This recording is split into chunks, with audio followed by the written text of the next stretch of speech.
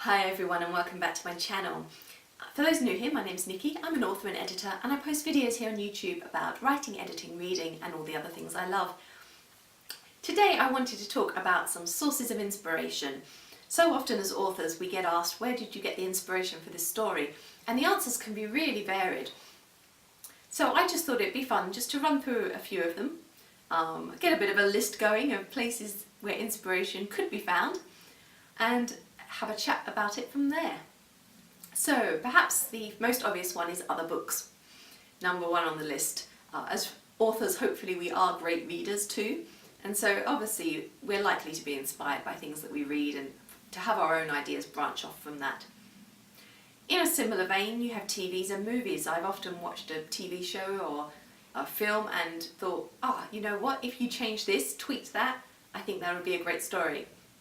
And I'm sure plenty of others have done the same. Number three will probably be dreams. I definitely had inspiration from my dreams. In fact, I think I could have probably had more inspiration from my dreams if I'd only kept the pen and notepad handy by my bed, as I keep meaning to and never do.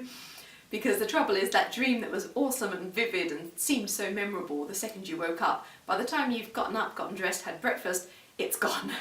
And all you're left with are a few bare little facts that don't really add up to as much, and you can just know that you've lost something, that there was something great there that's gone. Some may be a little bit less obvious. I mean, we think about books, films, TV all the time, but I've actually also drawn inspiration from music and from theatre in particular, and connected to music. For musical theatre, I drew inspiration from one of my stories from a musical called Next to Normal. I've drawn inspiration for another piece from a song by Andrea Bocelli on his Cieli di Toscana album. So they can definitely be a song, or even just a lyric within a song, just one line that sparks an idea in you. What else? Perhaps history. There are plenty of people who write historical fiction out there, and perhaps they were reading a non-fiction book about history, heard about a bizarre fact or something where there's a bit of mystery surrounding a historical figure, and that has inspired them to write their own version of that person's story. But also just visiting places sometimes, whether that is a modern place or somewhere historical.